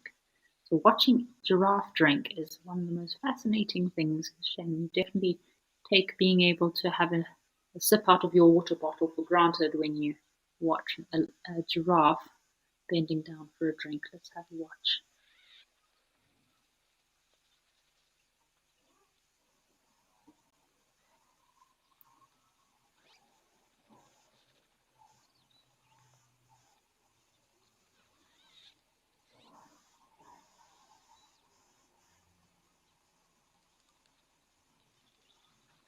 She positions her legs. She'll split her legs as far apart as she can in order to reach the water.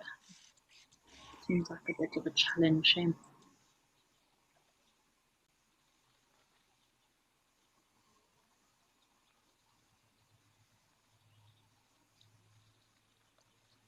These oxpeckers are giving her quite a bit of trouble. Oh, doesn't like the taste of that water. So yeah, ostriches, giraffe do really struggle to get their heads down. So they have to separate their legs as if they're going into a downward facing dog, the yoga pose, and then have to reach their neck all the way down in order to have a sip of water. Watch those lips playing as she sucks up as much water as she can. These oxpeckers are making it rather difficult for her.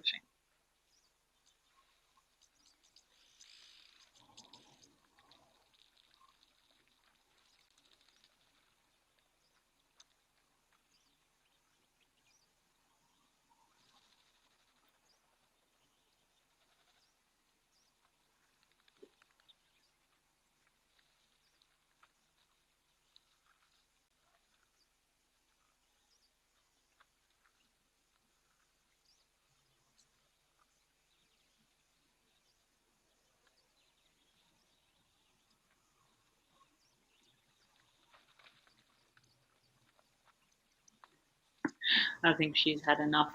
Must be quite difficult drinking when you've got all these oxpeckers trying to get into your ears, and yeah, shame, poor girl. So yeah, you saw her as if you're on safari and you're watching giraffe drinking from a watering hole. I definitely recommend getting your camera ready, having a multiple burst setting on your camera so that you can take pictures as they lift up their head. You can see their tongue kind of flings back and there's water everywhere. You get, yeah, quite expressive photos, I must say. Not the best giraffe selfie photos, but yeah, it's quite interesting seeing that tongue of theirs flick back with all the water. Giraffes do have very long tongues, anything from about 40 to 50 centimeters long. It's generally a bluish gray color and it is very rubbery and hard. in order for them to be able to feed on the nasty acacia branches. So they actually wrap that tongue of theirs around an acacia branch and then strip all the leaves off. The reason their tongue needs to be so rubbery and hard. That is quite an impressive amount of oxpeckers on this poor giraffe then.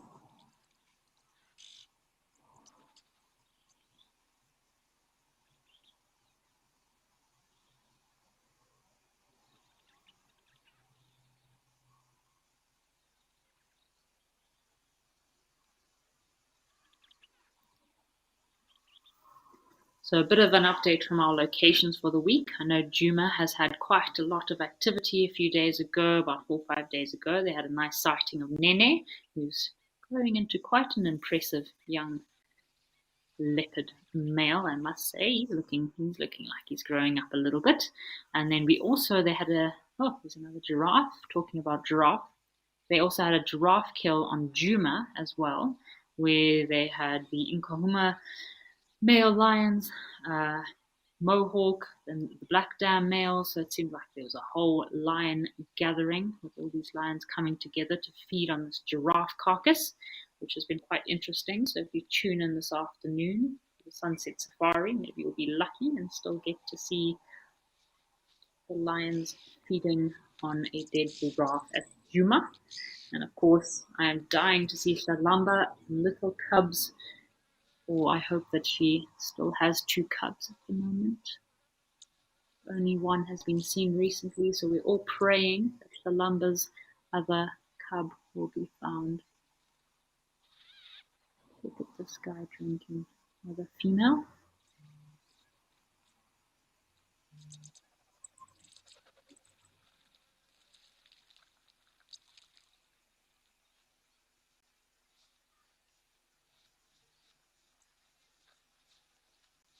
Yeah, so there's been a lot of excitement at Juma. It looks very dry over there in Juma. It looks like there's also been quite a lot of fires.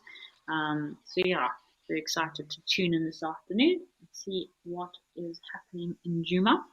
And a bit of an update. So, of course, on Juma, it's been Cedric and Panda that have been having some quite incredible sightings. Over at Amakala, it's been Eric and Morgan there, and they've had some cold, frosty mornings and some lions playing. It's quite interesting to see a female and male lion playing like that, and must be have a lot of energy. But on a cold winter's morning, the best way to warm yourself up is to engage into a bit of a playful mode and start running around. So yeah, great to see that activity of lions playing in the morning over at Amakala. And I believe the 3 amigos, there was some pretty nice sightings of the 3 amigos also seen on the road. So lovely to see the 3 amigo cheetah out in the open, moving around, also trying to maybe keep their bodies warm in this cold winter. You know, Makala can definitely get quite cold. And I did see a pretty epic update from Mabula. There is Amy and Cameron are over at Mabula. They had some really cool sable sightings, nice pictures of some very impressive sable, and an aardwolf a couple of days ago as well. So yeah, really nice to see aardwolf. It's not something you see very regularly. I will actually be at Mabula end of August. It'll be my first time at Mabula, so I'm really looking forward to what Mabula has to offer. Check at these giraffe. That's a perfect photo right there.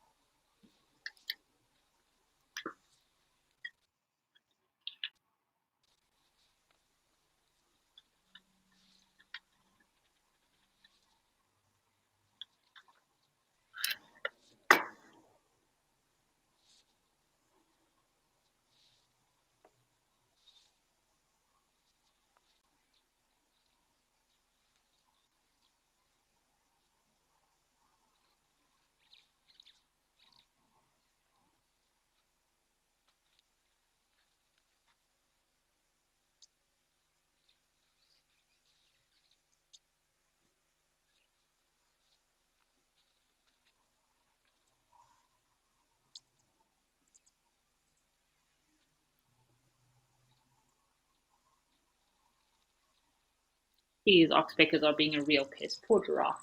She can't even have a drink in peace without the oxpeckers bothering her.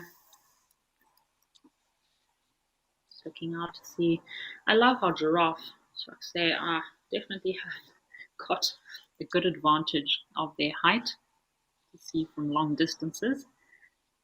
Like, hey, Steve, over there, how you doing? Definitely locate each other a lot easier.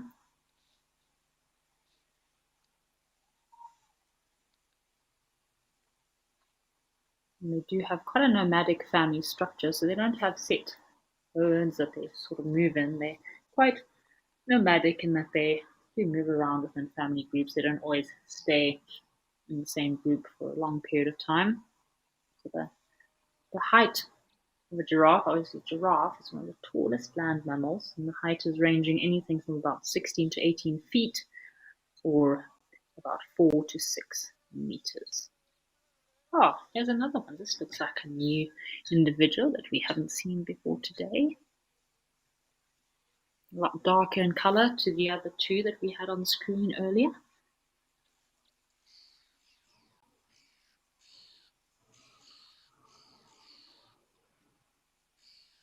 Yeah, that shrilling sound of those oxpeckers.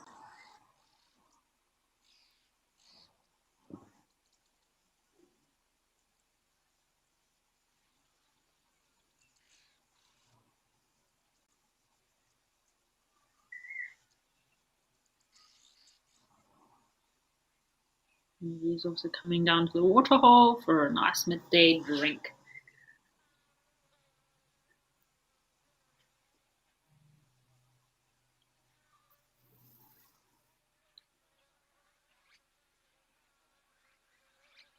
And here the wattled starlings calling as well. So I recently saw quite a big fight, giraffe fight in, where was I, Etosha. Two males that were going at each other, necking and swinging their heads around. Shame, the poor giraffe must really almost lose their marbles when they're fighting like that. The power and force of that head of theirs hitting into the rump or rear end or neck of another giraffe can cause quite some damage. You can actually see on some males that their necks are actually swollen and very, very thick. Some of their heads even have like extra protrusions on their head, or forming this big, formidable, almost like a weapon. It's kind of like in the medieval times when they use these big mallets or hammers. It's kind of how a giraffe will use its head as a weapon to fight with other males.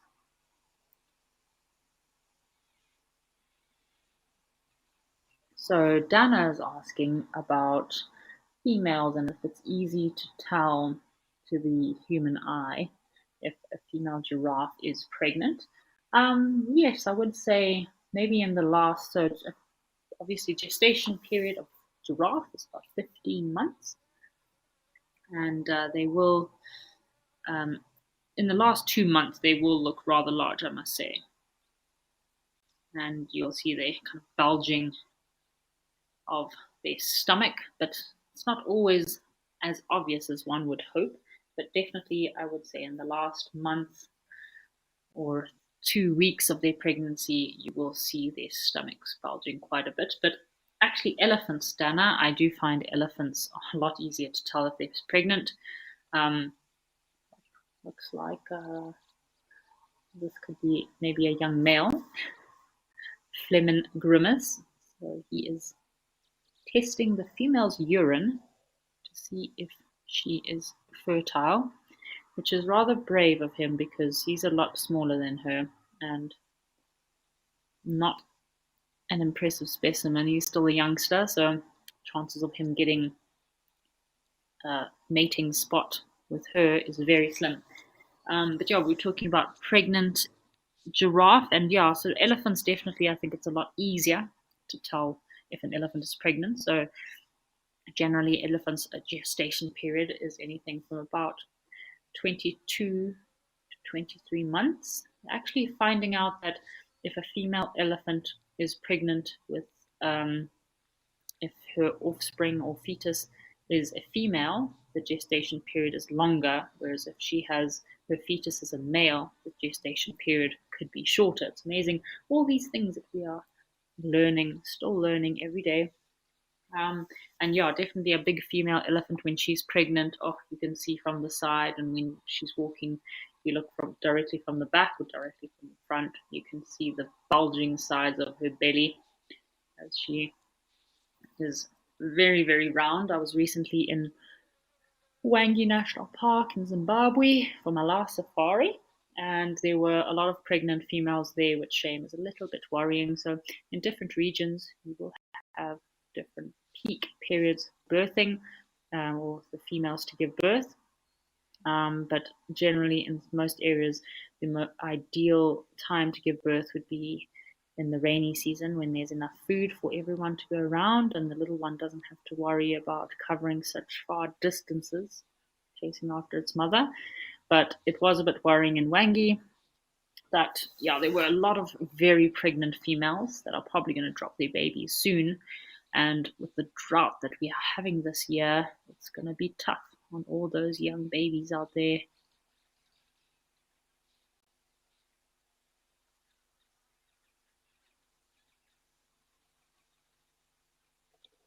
Something has captured these giraffes' attention.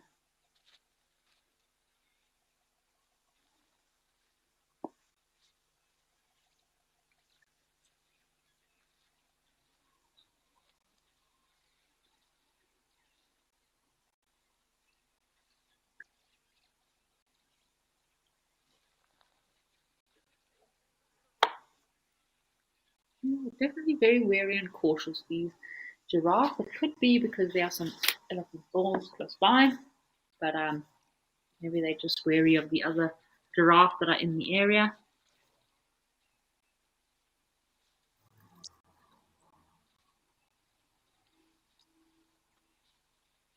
So we've got some activity over at Tebe.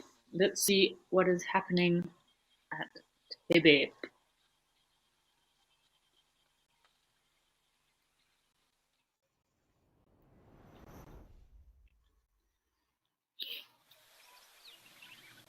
So welcome to Tebe Elephant Park in South Africa, everybody. We've got some female impala for having their lunch, busy feeding, eating that lovely green grass that's still left around this pan or watering hole. And we also have a few elephants that are having a nice mud bath, come down for a midday drink. It's Wednesday, depending on how your week has been. It's always nice to come to the middle of your week and just take some time to take it easy. Don't put too much pressure on yourself like these elephants are doing. They're just chilling, enjoying the sun, enjoying the water, taking it easy.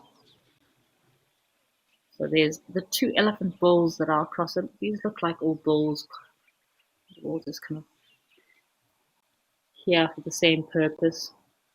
And those two bulls up on the left there that are by the tree that are dusting themselves, there always seems to be two elephants there. I think almost every time I've done the dam cams, always had two elephants over there. What is on the right? Up on the right, there's something there by the elephant. Is it guinea fowl maybe? No, birds. What? Something is flying there. What's up? I know there's woolly neck stalks. There's often woolly neck stalks, yeah? Yeah, could be 3 woolly neck stalks maybe. Again, every time I've been on the dam cam, there's always at least 1 or 2 woolly neck stalks there. Nice to see some impala.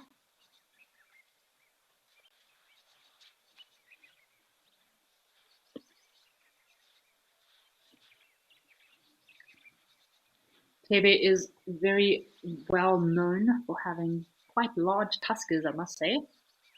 If you haven't been to Tebe and you love elephants, Tebe Elephant Park is definitely a place I would suggest visiting in South Africa. Yeah, I did enjoy my time in Tebe, and I must say the elephants there were quite unique in that a lot of the big bulls have very long, thin tusks. Rather impressive. Oh, Is the bull coming out of nowhere?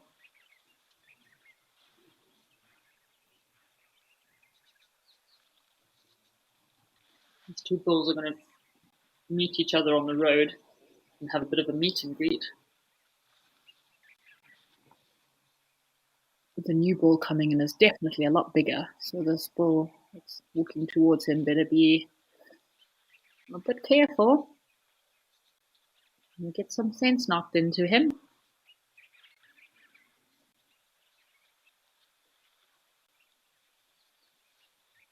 We had two bulls earlier in El Daño that were also sizing each other up a little bit, and they walked across to each other, giant beasts. And there was a moment where we were wondering, oh, are these two bulls going to have a fight, or what's going to happen? And then they ended up just kind of putting their tusks over each other's heads and play fighting a little bit, which is quite important for development and also practicing for duels one day and bonding too.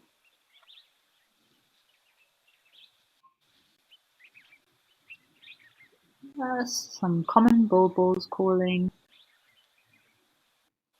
as well as sounds like a sombre green bull.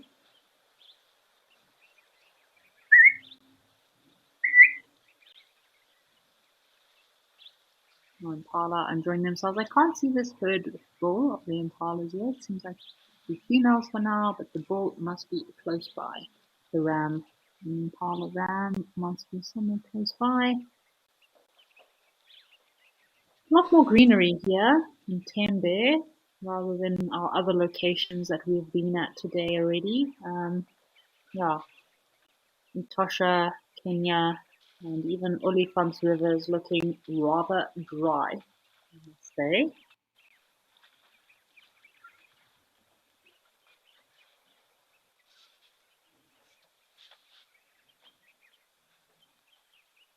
Look at this elephant's tusks. He has really unusual tusks. His right tusk looks kind of a bit longer than his left tusk, kind of arcing. Oh, isn't that lovely? Nice water.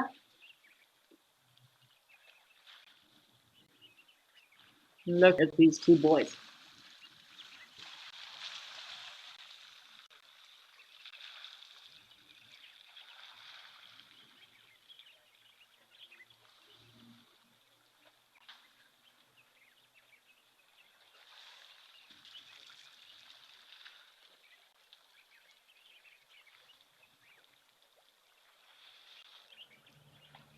These two elephant bulls are really loving this pan, having a bit of a drink, giving themselves a bit of a splash. So we have a question, very interesting question from Hans. Thanks very much for your question. Is asking about, do elephants or any other mammals in the bush possibly go through a phase of menopause? So Hans, I would answer, oh, we got a nice waterhole on the right hand side there, sorry. So Hans, I would answer a no for that one. It's not one period that a mammal or, for example, elephants would go through a menopause period where they then become fertile. It's more like during the course of their lifespan, they, as the older they get, like I know very well with elephants and rhinos, the older they get, the kind of further their calving interval will be, and then the kind of longer it'll take for them to become pregnant and have their next calf. So generally within females, most female antelope is the same again. The older they get, they'll then kind of have a very wider, longer uh, birthing gestation or birthing period as well, to the point where eventually they, within their last few years, they might no longer have any offspring. So yeah, this behavioral practice or menopause kind of period has only really been documented within humans. I believe orcas as well do have sort of a semi-menopause period, and of course, possibly in primates and chimps, and as well as the orca, maybe possibly whales too. But again, I'm not 100% sure if this is just not an aging period where they are then too old to actually have offspring, or if it is an actual defined menopause period. Impala are luckily these impala here have a lot more food to eat than the animals over in Etosha. We were talking about earlier, I do really feel sorry for those animals over in Etosha. There is not much food for those animals to survive. So in a lot of areas in Africa with the drought that we're having this year, it definitely will comb out a lot of the weak, and survival of the fittest will definitely kick in.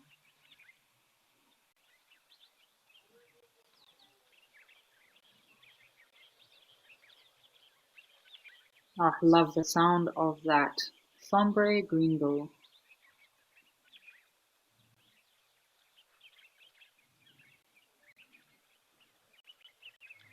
As you can see, this area is actually very rich in minerals and salts. With all these depressions we have at the bottom of the screen here, where you can see obviously elephants, possibly warthogs and other mammals come to feed on the mineral-rich soils around this dam. So Sodak areas are a great place to set up trail cams in order to capture a lot of different species of animals that will come to these Sodak areas.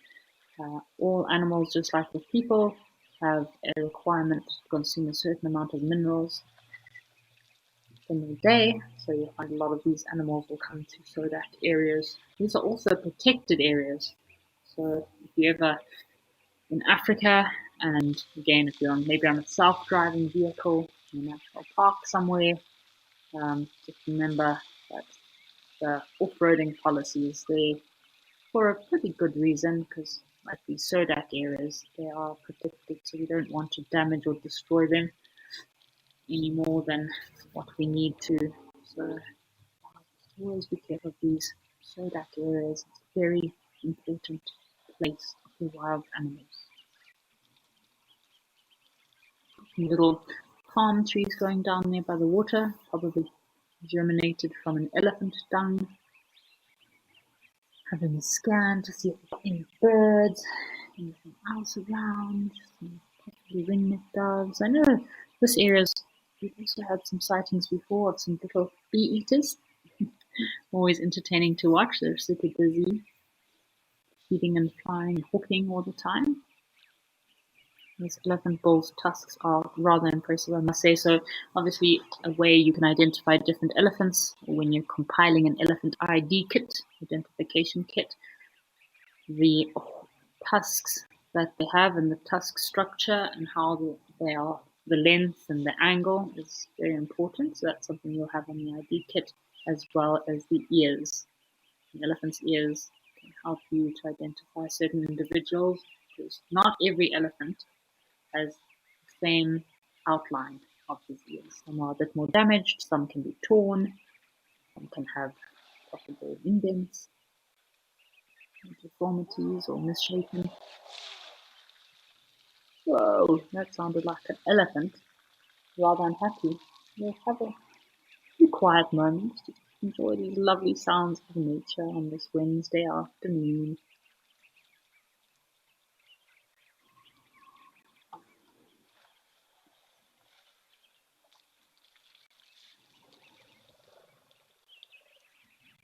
Oh, look at this elephant giving himself a nice scratch.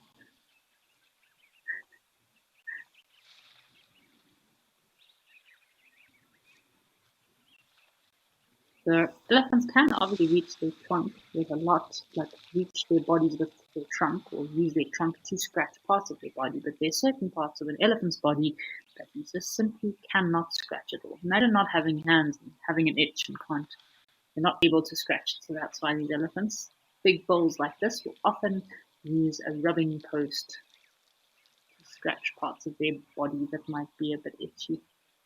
If you can't get to him. What is he doing with his trunk?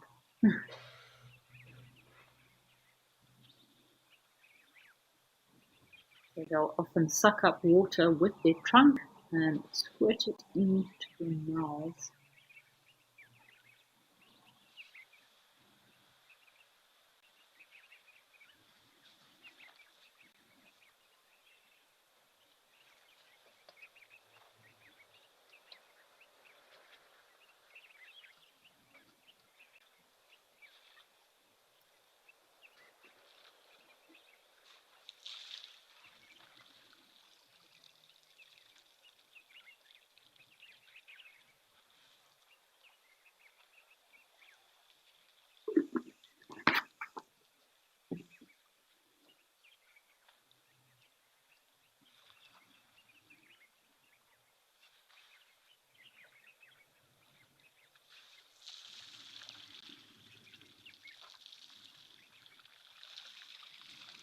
An elephant's trunk can actually weigh anything from about 120 to 140 kilograms in a big male, like this specimen, which is, let's imagine having a nose that weighs 120 kilograms.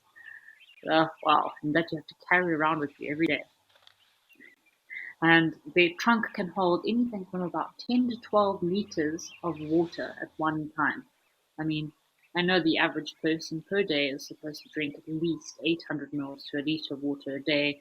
I'm hitting about 3 liters of water a day at the moment, but in the dry season, when it's pretty hot, I can maybe hit 4 liters a day. But I mean, imagine an elephant. I mean, this elephant is how many times has he kind of given himself water through his trunk? So they're drinking, on average, gallons of water at a time. Pretty incredible. Trunks are also filled with a lot of little nerves and tendons and thousands of muscles in order to be able to be so dexterous.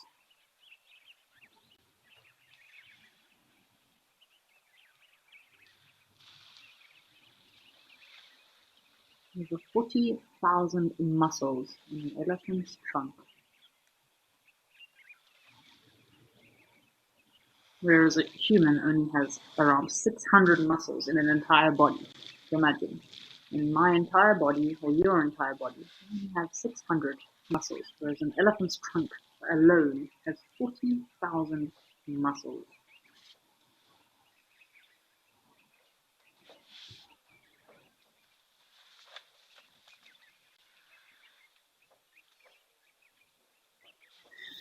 What a lovely day it has been here on our live at the waterhole cameras. I've really enjoyed this time. It's like a really nice, peaceful, tranquil time to just take it slow, enjoy some wildlife, do some birding, hear some interesting information, and yeah, I really enjoyed this time here with you.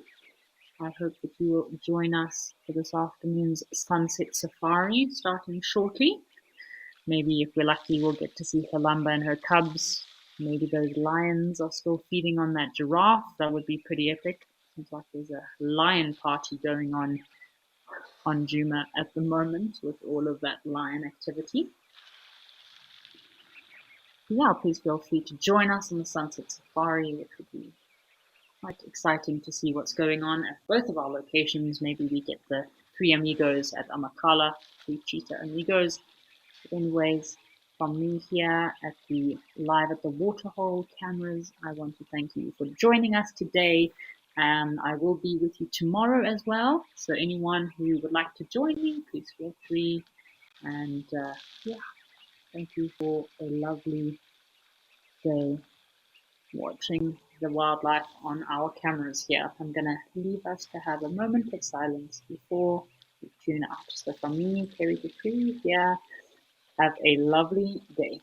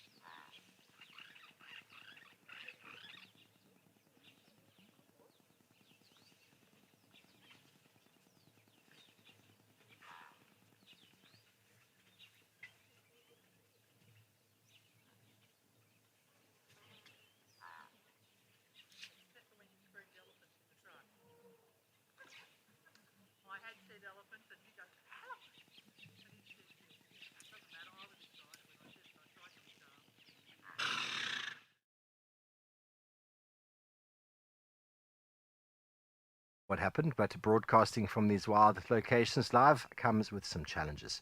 Anyway, my name is Steve, and I'm joined by Panda on camera, and we're out and about here for the highlights reel, and we're joined by the Rugged Wear team, and you'll be getting to meet Howard this afternoon and tomorrow morning on Drive, and you'll be able to ask him lots and lots of questions. So we're excited for that. But for now, you know how to ask the questions, you know how to send them through. Please send them through using the hashtag